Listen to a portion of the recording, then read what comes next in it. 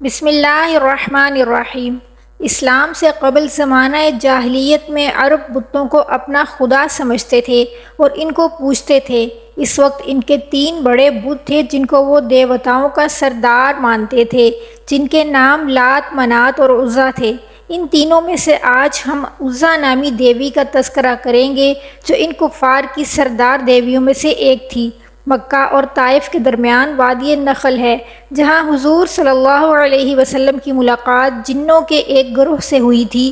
انہوں نے حضور صلی اللہ علیہ وسلم کی دعوت پر اسلام قبول کیا تھا۔ قریش اور دوسرے قبائل وادی نخل میں مذہبی رسومات پوری کرنے کے لیے آتے تھے اور اس عزا نامی دیوی کے مندر میں تمام لوگ اس دیوی کے لیے جانوروں کی قربانی بھی کرتے تھے اور اس مندر میں چڑھاوے بھی آتے۔ باقی تمام بتوں کی نسبت عزا نامی بت کی بہت زیادہ عزت اور تکریم کی جاتی تھی۔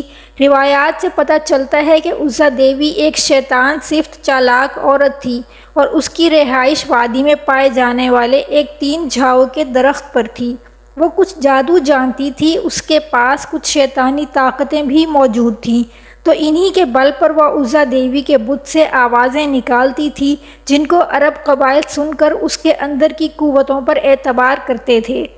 اسی دور میں اللہ جل شانہ نے حضرت محمد صلی اللہ علیہ وسلم کو مبعوث فرمایا اور آقائے دو جہاں حضرت محمد صلی اللہ علیہ وسلم نے لوگوں کو بتوں کی پوجا سے منع فرمایا۔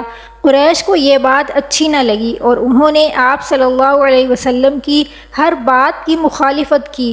فتح مکہ کے وقت حضور اکرم صلی اللہ علیہ وسلم نے خانہ کعبہ میں موجود تمام بتوں کو توڑ دیا، لیکن عزا دیوی کے مندر میں موجود بت اس وقت تک وہاں سلامت تھا اور اس کے ماننے والے عقیدت مند اس کی پوجا اسی زور و شور سے جاری رکھے ہوئے تھے۔ چنانچہ عزا دیوی کے بت کو توڑنے کے لیے حضور صلی اللہ علیہ وسلم نے حضرت خالد بن ولید رضی اللہ تعالی عنہ کو، جن کو سیف اللہ کا خطاب دیا گیا تھا، منتخب کیا۔ حضرت خالد بن ولید رضی اللہ تعالی عنہ 30 اور سواروں کے ہمراہ وادی نخل کی جانب روانہ ہوئے۔ حضرت خالد بن ولید رضی اللہ تعالی عنہ اسلام کے سب سے بڑے سپہ سالار کی حیثیت سے بھی مشہور ہیں۔ حضرت خالد بن ولید رضی اللہ تعالی عنہ نے 125 جنگوں میں حصہ لیا اور کسی ایک جنگ میں بھی شکست نہیں کھائی۔ یہ حضرت خالد بن ولید رضی اللہ تعالی عنہ ہی تھے جنہوں نے قیصر و کسریٰ جیسی بڑی سلطنتوں کو تباہ کر کے مدینہ جیسی چھوٹی ریاست کو عالمی ریاست کا درجہ دیا۔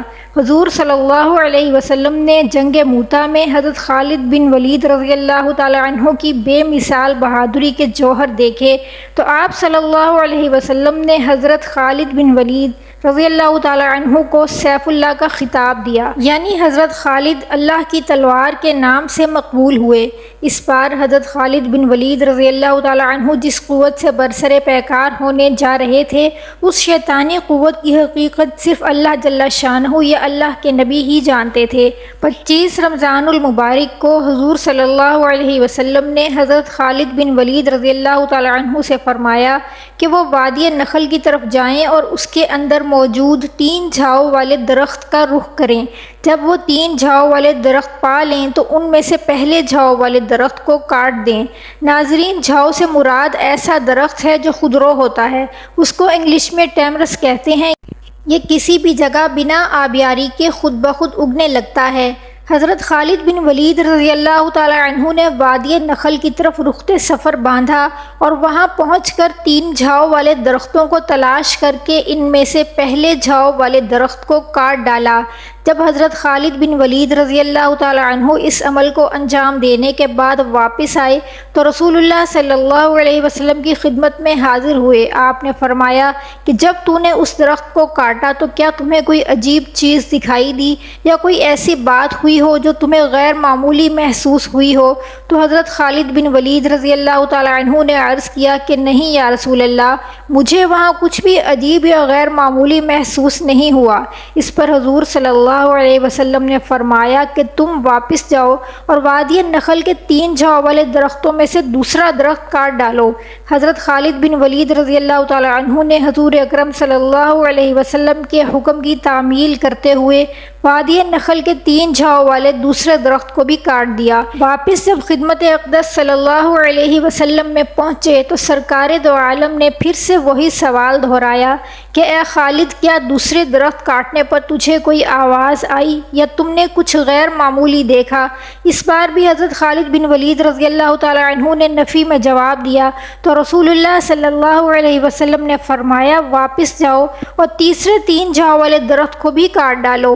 حضرت خالد بن ولید رضی اللہ تعالی عنہ جب اس مرتبہ حکم کی تعمیل کے لیے وادی نخل میں آئے تو دیکھا کہ ایک بدشکل شیطان صورت عورت وہاں کھڑی ہے اور انتہائی غصے کی حالت میں ہے، اور اس عورت کے پیچھے ہی عزا دیوی کے مندر کا محافظ بھی چلا آ رہا ہے۔ اس کا نام دیبا بن سلمہ تھا۔